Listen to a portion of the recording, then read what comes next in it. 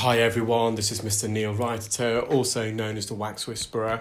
I hope you're all keeping well and safe. Thank you for joining me in my latest video. This is of a patient who attended with severe deafness in both ears, and they've been hard of hearing for the last few weeks. They weren't able to come any sooner, unfortunately, because they were self-isolating.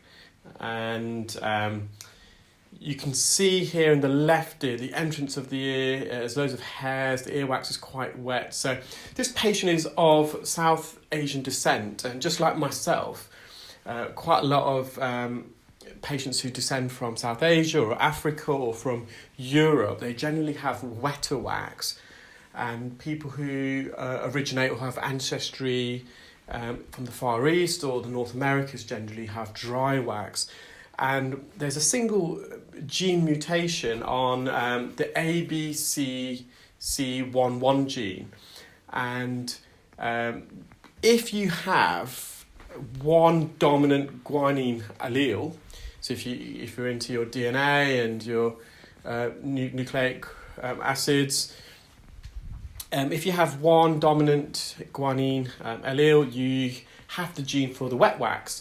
And what happens with that gene, you have a sweaty, oily gene, the same sweat, oily gene we have under our armpits. It's called a modified alpocrine gland. And that's what gives the earwax its wet consistency. If you don't have that specific mutation I just mentioned on the ABCC11 gene, and instead you have two recessive adenine alleles, you don't have that sweat gene. So if you've got dry wax, or if you don't have body odour, you're very likely to have dry earwax. Conversely, if you suffer from body odour, or sweat under your armpits, so some people don't sweat, others people do, and if you do have sweaty armpits when you exercise, for example, you're very likely to have wet earwax, and if you don't, then you're likely to have dry earwax. So we completed the left ear, and this is the patient's right ear. This right ear is much more impacted. The impaction is all the way from the entrance all the way to the eardrum, and you can see the colour of the earwax is quite dark. It was also on the left side.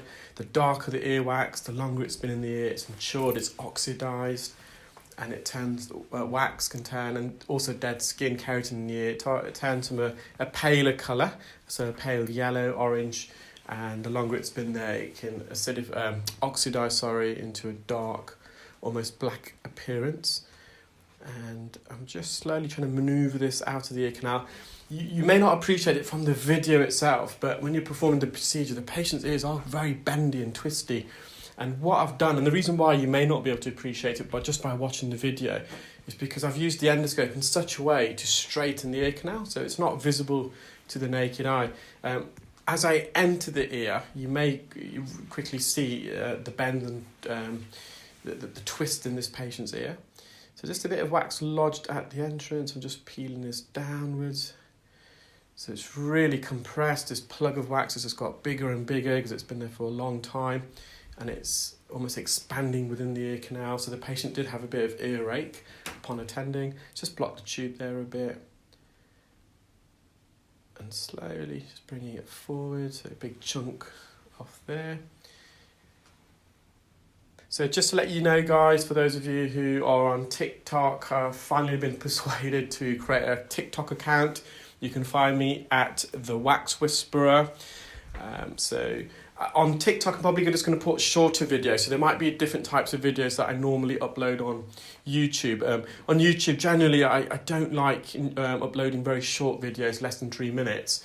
So I know a lot of the viewers don't like that, but on TikTok, the limit is only 3 minutes. So I've got so many videos that are less than 3 minutes, very quick procedures. So if you feel you want to watch some of these shorter videos, I will be also uploading some of these longer ones. On TikTok, you've got the facility to speed the video up, so I might sound like a chipmunk with the narration, but just to squash it in from into 3 minutes. So the blockage it's actually been cleared. You can probably see how narrow this ear is actually from this angle and how twisted it is. I'm having to go to the left and then back to the right. eardrum's intact. There's a bit of residual wet wax around the edge. Patient found it a bit sensitive near the end, so we just left that there. It wasn't going to affect them. Could hear 100%. The symptoms have been alleviated, and that's a still image of the wax. Take care, guys. I'll speak to you soon.